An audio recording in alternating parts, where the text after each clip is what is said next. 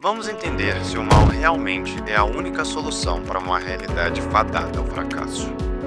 Bela, inteligente. Embora os pontos citados sejam importantes para a determinação da personalidade, acima de tudo, a característica mais atrativa da personagem está em seu caráter manipulador. Máquina é a representação perfeita de como a maldade consegue abrir portas e te incitar a crer que ela pode ser necessária para trazer uma mudança no mundo ao seu redor, a qual é definida, segundo a filosofia de Maquiavel, como aquela que prejudica a convivência social e a perpetuação da justiça, uma vez que a natureza humana por si só é egoísta e inclinada ao mal, mas não como um fator irreversível, e sim como uma necessidade momentânea para manter a sociedade controlada.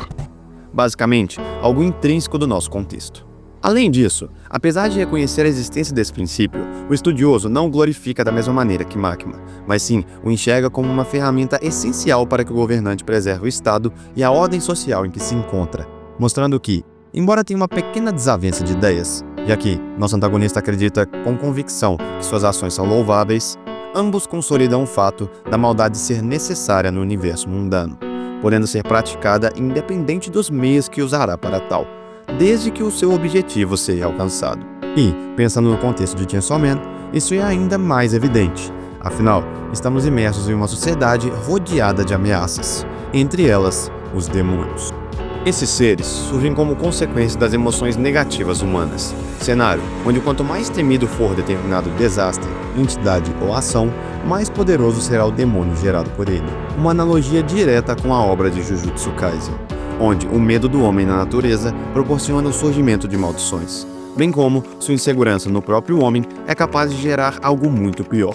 No caso, Mahito, a personificação dos sentimentos negativos da humanidade, e aquele que, comparado com outros vilões, é o que menos sente remorso em retirar a vida dos demais.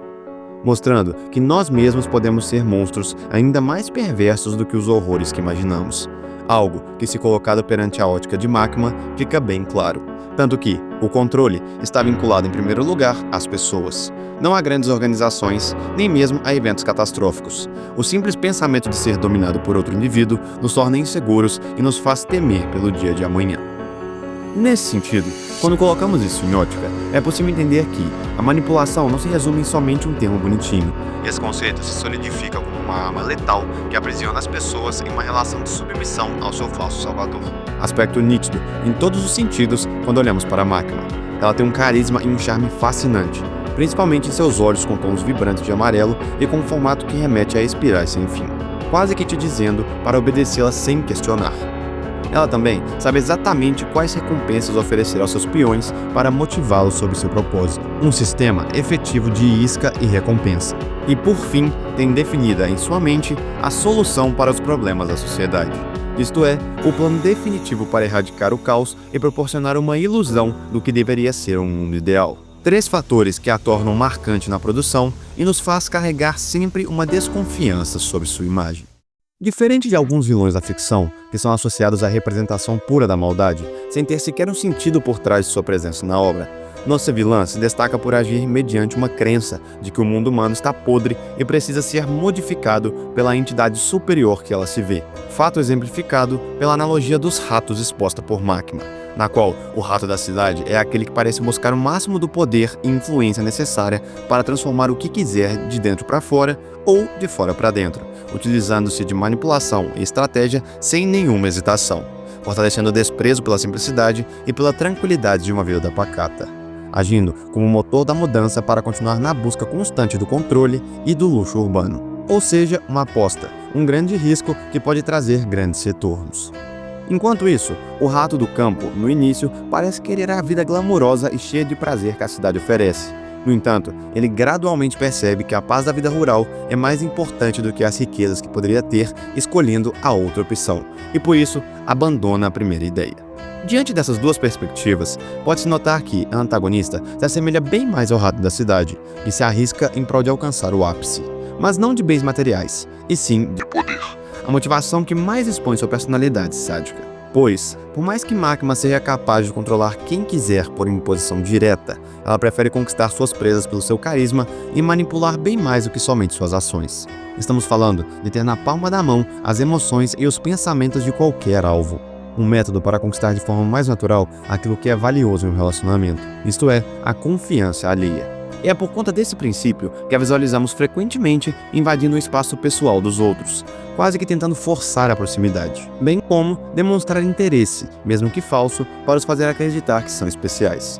Tanto que havemos entregar um tipo de tratamento diferente para cada personagem na obra, que, embora siga as mesmas bases operantes, se diferem entre eles na essência da relação. Denji tem acesso a um contato mais próximo e tátil com Makima, porque ainda é um garoto puro e inocente que tem uma visão deturpada da realidade. Aki, por outro lado, é convencido pelas suas palavras e pelos gestos de confiança que ela tem nele. E Power é conduzida pelo simples medo. A presença de Makima evidencia que você não precisa melhorar as falhas que tem quando estiver próximo dela. Nem mesmo é necessário pensar, você só precisa obedecer, como um bom cachorro faz. Afinal, como suas próprias palavras dizem, eu me importo com humanos da mesma forma que humanos se importam com animais. Embora seja estranha essa afirmação, ninguém em Chainsaw Man realmente reflete sobre o problema que Makima representa, visto que ela supre a necessidade de qualquer um com quem entra em contato. Contudo, não o torna capacitado para superar seus desafios sozinho. Algo visto em Aki, que permaneceu refém até o fim da promessa em matar o demônio pistola, na segurança pública, que ficou refém do seu poder e autoridade, e em Denji, que ficou refém da promessa em alcançar uma vida melhor.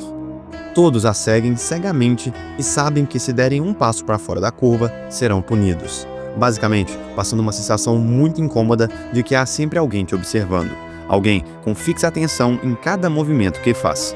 E isso faz bastante sentido, até porque ela é o demônio do controle. Até o mais perverso ser tem seus objetivos, e quando é colocado em um contexto onde os demais são tão pouco importantes, chegando a se equiparar a ratos e demais pestes, qualquer vida vale menos que seu ideal. Portanto, para Makima, humanos não merecem a liberdade, uma vez que não têm consciência suficiente e nem controle próprio para seguirem em frente. Eles exigem um ser superior para guiá-los forçadamente na direção correta, se mostrando como o mal necessário naquele contexto. É por conta do comportamento muito sereno e calmo que, desde o princípio, Makima sempre foi vista como alguém que tinha algo a esconder, nos fazendo questionar quais eram suas reais intenções, contribuindo não apenas para a curiosidade, mas também para o medo diante dela, deixando claro que, no futuro próximo, a qualquer momento, ela exigiria um contrato, e ele seria totalmente unilateral. Por esse motivo, eu te convido a conhecer o papel dela dentro de Chainsaw Man, bem como entender que até mesmo o mal tem seus princípios. Quem poderia imaginar que a frase "a ignorância é uma bênção" se aplica perfeitamente para Chainsaw Man? Quanto menos você sabe sobre a verdadeira face de Makima, mais feliz você tem a chance de ser. Até porque o ideal de paz pela qual ela tanto almejava seria aquela do pior tipo possível, uma supremacia do controle pelo medo. Algo nada menos esperado para uma personagem que está intrinsecamente ligada ao conceito dos 4 cavaleiros do Apocalipse definidos na Bíblia. Um grupo de figuras que representam as diretrizes que levariam ao fim da humanidade: a peste, a guerra, a fome e a morte. Os quais são, de forma interessante, representados na produção de Fujimoto através de mulheres com esses grandes olhos amarelos, incluindo Makima dentro desse grupo, como a forma análoga da peste, também conhecida como o Cavaleiro da Conquista. Nesse universo, tal fenômeno é bastante nítido, e aqui, para ter absoluto controle de tudo, nossa personagem conquistou o maior cargo dentro da Comissão de Defesa Pública, foi designada como demônio pessoal do gabinete da organização e ainda conseguiu ser protegida pelo governo japonês. O demônio do controle obteve cada peça principal para colocar seu propósito em progresso, e Makima soube aproveitar muito bem, não só esses privilégios, como também as pessoas que confiavam nela. Dentre elas, Denji, um garoto que nunca teve ninguém que se importasse ou o amasse incondicionalmente, nem mesmo teve acesso a uma vida digna. Sem família ou uma casa, somente com seu fiel cachorro ao seu lado, o que o restou foi ser manipulado por meio das recompensas mais triviais possíveis: carinho e comida. Makima soube conduzir muito bem essas fraquezas, desejando pelo que ele traria de resultados em seu plano, não por quem ele realmente era, uma vez que seu fascínio estava associado ao companheiro que o protagonista carregava consigo, ou seja, o Chainsaw Man, o demônio mais temido por todos e a única figura que Makima enxergava como igual, pois esse ser era o único capaz de eliminar um demônio da existência, o único com uma habilidade ao nível do poder avassalador dos cavaleiros. agindo como o carrasco do julgamento demoníaco, uma vez que, sem sua presença, cada demônio apenas ficaria em um ciclo eterno de reencarnação entre o inferno e o mundo, até porque continuariam sendo temidos pelos humanos e poderiam facilmente recuperar seus poderes. Contudo, caso fossem devorados pelo detentor da motosserra, ele deixaria de ser visto como um medo e não retornaria mais, pelo menos por um tempo, sendo de fato esse breve entendimento sobre a importância do Chainsaw Man para Makima pode nos dar a impressão errada de como ela o via verdadeiramente. Todos os caçadores, ou até mesmo demônios com quem teve contato, foram tratados sem exceção como inferiores sob seus olhos. E eu disse que o único capaz de estabelecer uma relação de igualdade com ela seria esse ser. Contudo, Makima, na realidade, planejava subjugar o Chainsaw Man e roubar seus poderes para se tornar a soberana, tanto no universo demoníaco quanto nas regiões humanas. Optar por desenvolver uma relação mais profunda com Denji, logo de início, foi uma escolha certeira para promover a separação e a quebra de contrato entre Pochita e o garoto. Não foi por acaso que ela o encontrou naquele local abandonado e o permitiu continuar vivo. Ela queria quebrá-lo por inteiro para não restar nada no que ele pudesse se apegar. Afinal, isso era necessário, já que as cláusulas da troca entre os dois amigos foi um fornecer o coração e uma nova chance de recomeçar e o outro retribuir com as novas experiências de vida a seu favor. O laço firmado era forte demais para um agente externo qualquer quebrá-lo, visto que, durante a vida toda, Denji só tinha Pochita e Pochita só tinha Denji. Então, ela precisaria ir mais fundo para conseguir romper esse ligamento. Com essa validação, Makima buscou entender como poderia destruir o espírito, a alma e a vontade de Denji em continuar vivo. Ela só precisava entregar todos os desejos do garoto e torná-lo dependente de si. Tanto que, em um momento da obra, vemos isso explicitamente. Ela havia dado tudo: um lar, alimentação, um trabalho, dinheiro e até mesmo amigos, ou melhor, uma família. Como suas expectativas de vida eram baixas, Denji ficou apegado aos desejos que ela entregava, principalmente suas vontades carnais. Digo isso, pois contato físico talvez seja uma das formas mais claras de como humanos conseguem se conectar. E para alguém inocente como protagonista, a bela Makima atraía bastante sua atenção, o inibindo de reconhecer o perigo por trás de um simples abraço, que, metaforicamente, representava correntes, uma por uma, colocadas sempre que possível. Por conta desses fatores, quando teve a oportunidade, a vilã reverteu todos os benefícios que havia entregado a ele sem sentir nada, uma vez que, por ser um demônio, Makima não possui empatia por aqueles que considera inferior. Por isso, os usa e descarta sem nem mesmo hesitar. Qualquer um que caia nessa classificação será dominado por ela e se tornarão meras marionetes do seu jogo. E, aliada ao uso da manipulação e da chantagem emocional como suas maiores habilidades, ela foi capaz de aniquilar todo o círculo emocional de Denji. Uma de suas maiores maldades na produção foi transformar Aki naquilo que ele mais odiava, um escravo do demônio Pistola, que foi obrigado a batalhar contra aquele que amava, no caso seu amigo, por não ter mais controle de seu corpo. A fragilidade emocional e a vontade de proteger sua família fizeram com que ele fosse subjugado e posteriormente morto da pior forma possível, isto é, nas mãos de Denji. Na sequência, no dia de seu aniversário, Makima assassinou Power bem diante de seus olhos, apagando a última vela que ainda restava e o deixando completamente sozinho mais uma vez. O que nos permite enxergar que, realmente, a maldade não tem piedade. Até porque ela existe para esse fim: conquistar e dominar os demais através da dissimulação da mentira, sem alma e sem remorso a nada. Após deixá-lo sem chão, Makima ainda aproveitou para jogar todos os pecados que forçou Denji a cometer sobre ele mesmo, o convencendo de que era o culpado absoluto das atrocidades ao seu redor, o incentivando a recuar e pedir ajuda a quem sobrou, no caso, ela mesma, pois ambos só precisavam um do outro, e apenas ele poderia compreender sua ideia. Ou era isso que ela pensava. Você é mesmo inútil. Essa cena nos dá um choque e nos faz pensar que ali acabaria tudo.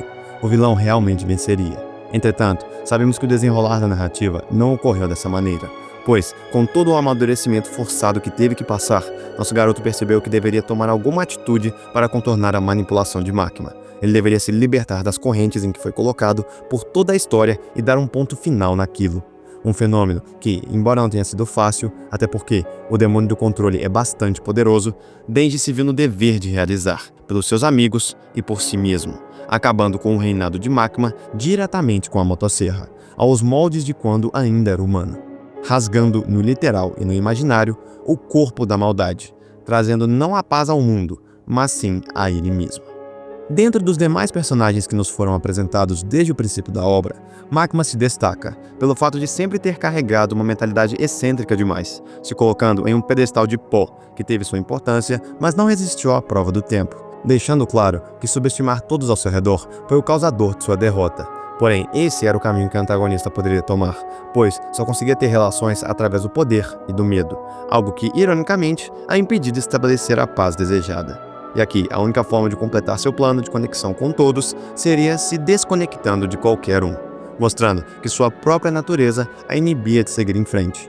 Como um demônio em sua essência, ela somente permitia que humanos realizassem contratos e usassem uma parcela de seu poder em troca de suas almas, a rodeando de corpos vazios e sem significado, característica que ela mesma adquiriu antes de seu fim. Makima nunca alcançou a relação de igualdade que tanto desejava. Sua existência foi concebida puramente para controlar o mundo, e não para se relacionar e entender os outros. O que ela desejava eram relações verdadeiras, mas esteve ausente da compaixão e da empatia necessária para tal, a deixando apenas com o mal para definir. A partir disso, penso que qualquer tipo de maldade é resultado de um problema ainda maior que não pode ser solucionado somente com palavras, e que, se não for analisado nem com elas, deixará a maldade ter o triunfo em uma sociedade. E aqui, para isso, só é preciso de homens que não façam nada. Até porque, dessa forma, alguém fará por eles. E Makima foi essa entidade em tensionamento, notando que, onde precisava de mudança, o mal agiu para trazer consigo algum bem, mesmo que os custasse tudo. Afinal, acima disso, tendo princípios ou não, na verdadeira guerra, quem vence decide a história e impõe aquilo que pensa ser necessário, mostrando que lá no fundo, todos temos essa chama dentro de nós, mas poucos têm a atitude para acendê-la, e aqueles que conseguem são os que entendem que o mal só pode ser vencido por outro mal. E digo mais, existirá alguém que perceberá isso. A maldade sempre passa seus princípios para outro portador, e mais uma vez, ela tenta emplacar sua verdade. Pois, enquanto existirem humanos, sempre haverá lugar para o mal. Makima tentou emplacar a própria fantasia de pacificidade que criou, se vendo como importante e com causas nobres, as quais realmente trariam benefícios, mas a custos avassaladores. Esse princípio de indiferença veio muito como fruto do imenso desprezo que sentiu pela humanidade, não restando outra alternativa perante seus olhos para contornar esse fato. Por isso, agiu nas sombras, escondendo as reais intenções e orientando cada marionete por trás dos panos. O que a configurou não só como motor da mudança dentro da obra, aquela que fez o trem andar, mas também como a responsável por mostrar que o contato com o mal pode estar nas coisas mais básicas do nosso dia a dia, seja em gestos de afeto, presentes ou até mesmo No bem. Eu desejo que a análise sobre Makima tenha feito você enxergar que nem sempre os fins justificam os meios, e que embora sacrifícios sejam necessários para criar uma realidade melhor, no final de tudo, o que todos realmente precisamos é de amor. Algo que Dei está tentando oferecer à reencarnação de Makima, para que desse modo ela possa alcançar seu objetivo de outra maneira, sem precisar de táticas de manipulação e sem reprimir totalmente seus sentimentos. Se gostou, eu conto com o seu apoio. Curte o vídeo aí e entra comigo nessa jornada através do inscreva-se. Essa foi mais uma reflexão gerada por Chainsaw Man. Então, obrigado pela sua atenção e até mais, meus caros.